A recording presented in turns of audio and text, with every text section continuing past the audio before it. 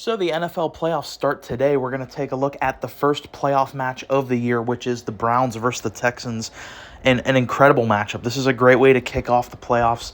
Two teams that I think have had great stories this year. The Browns with their injuries, especially the carousel of quarterbacks they've had, and Stefanski keeping them afloat, getting 11 wins, and having the top-rated defense in the NFL. And Houston, one of the best one-year turnarounds in the history of the league. I mean, to go from last place in your division last year, picking second overall, to this year winning the division and hosting a playoff game and having one of the best young quarterbacks in the NFL.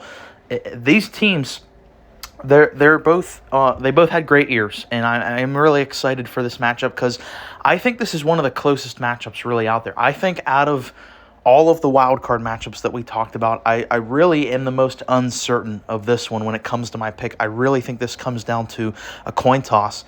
And a quick little thing, a side note about this matchup that I found interesting is the Deshaun Watson angle, because these are obviously the two teams involved in the Deshaun Watson trade, and he's not even playing in this game for either of these teams. Houston got a haul for Deshaun, and they've already found their franchise guy with CJ. Whereas the Browns, it's like, are we even certain that, like, they don't really have a choice? Like, Joe Flacco has played better this year in the limited sample size than Deshaun this year, but the Browns have no choice next year. They have to bring Deshaun back because no one's trading for that contract. They can't cut him because of the amount of money.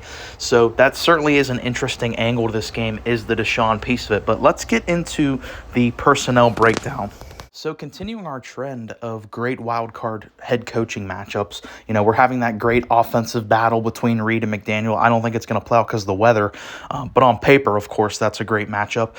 We get a cool matchup with McVay versus Campbell, two top 10 coaches in my opinion, very different in their style of coaching, but two really good coaches. We're getting Mike McCarthy playing his old team, but this is a phenomenal matchup at the head coaching position because you have one of the best offensive minds in the NFL with Stefanski and one of the best defensive minds in the NFL with DeMeco Ryans.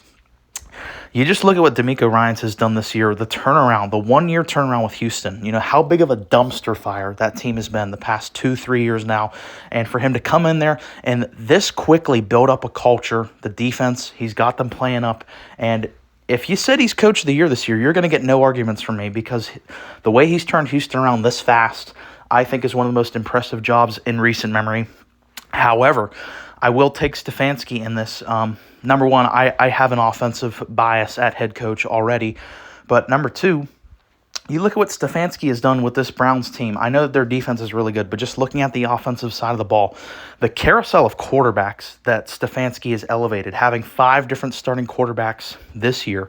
Deshaun Watson only playing in 6 games, didn't even really look that good when he played. The franchise player, the best player on the team, Nick Chubb, only played in 2 games. And elevating a 38-year-old Joe Flacco to look this good, I think is a testament to his coaching ability. And I think this is, like I said, this is one of the tougher ones because these are 2 really good coaches. But Stefanski, I think, gets the advantage here. And now for the quarterback matchup, we have Joe Flacco versus C.J. Stroud. So complete opposite end of the spectrums in their NFL careers. Joe Flacco, like we said, is 38. C.J. Stroud is a rookie. I think the greatest season for a rookie in the history of the NFL. Not only are his stats impressive, but situationally, the guy has been phenomenal. In clutch situations, he has single-handedly led the Houston Texans to big wins, and especially the last week of the year, which was essentially a playoff game. And that's what's giving me a vote of confidence for CJ in this game, is that game last week against the Colts was a playoff game. If they lose that game, they're not in the playoffs. And CJ was really, really good in that game. And I think if the Texans are going to win, they're going to need to rely heavily on the back of CJ Stroud. And thus far, he has led me to have full confidence in him. In the big moments, he's really stepped up this year. Joe Flacco, though, I mean, the resurgence he has had, I think he should win Comeback Player of the Year, just for the fact that last year really didn't do anything in the NFL. I know he was on the Jets, he played a couple games, but he really wasn't doing much. And now he's become one of the most high-end starters in the later part of the year. I know the league has been completely ravaged with injuries, just league-wide. But Flacco stepping in here for the Browns, he was sitting on his couch midway through the year to come in and this quickly grasp the Browns playbook and really lead them to be one of the top passing offenses in the NFL is extremely impressive. And I think it's a big reason why this game's going to be fun is because we have this good quarterback matchup, and Flacco has that big arm, and he's known for elevating his game in the playoffs. They call him January Joe for a reason, and, back when he won the Super Bowl, he beat Tom Brady and Peyton Manning in the same playoff run. So Flacco, he's got pelts on his wall. He's done this before, but I'm ultimately just taking the overall talent and athleticism of CJ in this game. And for the wide receiver and tight end matchup, I give a slight advantage to the Browns here. If Tank Dell was playing for the Texans, I would lean probably more towards them. But the Browns, they have found a hell of a passing game with Flacco, like we just mentioned, especially with Amari Cooper, the connection there, the connection with David Njoku. Njoku, when Flacco's playing, number-wise, is a top 5 tight end in the NFL. So having that 1-2 punch of Cooper as the deep threat, and Njoku seems basically open in the middle of the field every game, is just, I think, too much for the Texans secondary to handle. The Texans side of it, I really like this core, but like I said, I think they're missing that secondary target outside of Nico Collins. If Tank Dell was playing, I would maybe lean towards them. But with him not, like I said, Flacco has just really fit in perfectly with Amari and Njoku. And Amari Cooper had one of the greatest games of the entire year earlier this year with, when Flacco was playing with like 250-plus yards and 2 touchdowns. Went insane. And like we said, Njoku, just the consistency he's had with Flacco, I'm picking the Browns in this matchup. And for the running back matchup, we have the duo of Jerome Ford and Kareem Hunt for the Browns versus Devin Singletary and Dameon Pierce for the Texans. I do give the Browns the advantage here, however. I think this one could go either way. I think you could take either side here. Dameon Pierce, a bit of a weird year because last year as a rookie, he was one of the best rookies in the league, had over 900 rushing yards. And this year, he played most of the games. He played in 14 games. And look at the stats. They're kind of underwhelming just based off of what he did in his rookie season. And maybe Texans fans, you could let me know. Is that because they weren't using him as much? They were throwing Singletary out there more? I don't know. But that is kind of an underwhelming year for him. But overall in this matchup, I think it comes down to one thing, and that is offensive line. As we're going to talk about here in a second, the Browns have one of the best O-lines in the league. So, you or me could run behind that O-line. I mean, they have been one of the best O-lines, the premier offensive lines in the NFL for years now. And Nick Chubb, if he was playing, I think this would be a strong advantage for the Browns. With him out, I think they still get the slight advantage. Kareem Hunt, of course, has the familiarity in this offense, 9 touchdowns, and Jerome Ford has been highly capable this year. And for offensive line, like we just mentioned, this is one of the biggest matchup advantages for the Cleveland Browns, having, I think, a top 3 offensive line in the NFL with 3 Pro Bowlers on this line versus Houston. There's only one real standout player to me on this team, Laramie Tunsil, who is kind of banked up, so I think this one is just a clear advantage for the Browns. Now switching over to defense, we finally get 2 teams that run the same scheme of a 4-3. I was going through all these breakdowns and I was like, are we ever going to get a team that I can just compare 1-to-1 with the same scheme? And we finally get that here with the Browns-Texans matchup, both running a 4-3.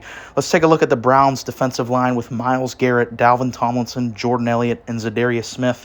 Myles Garrett, widely regarded as a top 2 or 3 defensive player in the NFL, is probably going to win Defensive Player of the Year this year. As much as I disagree with it, I think Watt should be the clear favorite. It doesn't matter what I say. Garrett is the betting favorite. He put up 14 sacks this year by himself. Looking at the Texans' defensive line of Will Anderson Jr., Malik Collins, Sheldon Rankins, and Jonathan Grenard, you just look at on screen, like, in terms of their production, their stats, the Texans line does look better, but 2 things lead me to take the Browns. Number one, just the overall sheer talent of Myles Garrett, the wrecking ball he is, the game-changing ability that he has. And number 2 is every player you see on screen for the Texans is questionable for this game. So that is obviously a massive concern. But Will Anderson Jr., one of the best rookies this year, they really hit on that guy. But like I said, just the questionable status of these guys and the fact that Myles Garrett is on the other side leads me to take the Browns. Now taking a look at the linebacker matchup, you guys are going to have to bear with me on this name for the Browns. Jeremiah Owusu-Karamoah. You guys are going to have to let me know if I butchered that or not.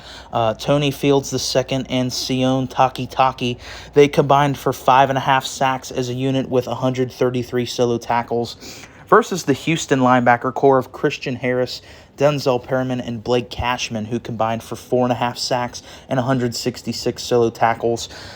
Neither of these linebacker cores really impress me or stand out in any strong way. I guess I'm going to give the Texans it here just because they have a little more production, specifically in the tackle department. And lastly, for the secondary matchup, we have the Browns secondary of Denzel Ward, D'Anthony Bell, Juan Thornhill, and Greg Newsome II combining for 6 interceptions, 30 pass defenses, and 130 solo tackles versus the Houston secondary of Steven Nelson, the former Steeler, DeAndre Houston Carson, and Jalen Pitre and Derek Stingley Jr. They combined for 11 interceptions, 35 pass defenses, and 160 solo tackles. Looking at both these teams' pass defensive rank, the Browns rank number 1 in the NFL in pass defense, and the Houston Texans rank 23. So, yeah, that's a clear advantage for the Browns. Not only do they have more talent, but the ranking just backs it up. And one of my biggest concerns for the Texans in this game is when they've played really good passing offenses, they've gotten completely roasted. So that is definitely a major concern for me. So for my official prediction, I'm actually going to go against my gut because all logic would tell you that the Browns should win this game. They have the coaching matchup advantage, they have the running back matchup advantage, the offensive line advantage, defensive line advantage, and secondary advantage. They have a clearly just more overall talented roster than the Texans. However, for me, it comes down to one thing, I guess two things, but the main point is C.J. Stroud.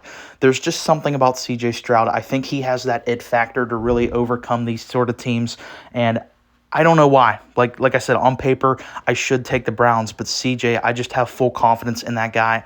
That's a guy I want to bet on is CJ Stroud because he has shown, even as a rookie, the poise this year in big games. He's really stepped up and been the reason why Houston has won games. The second one, of course, is they're in Houston. This is a home game, of course. So this is going to be a really fun game. Like I said, this is the first playoff game, kicks off around 4:30. I cannot wait for this matchup. Let me know your predictions on this game. If you made it this far, appreciate you watching. Please like and subscribe.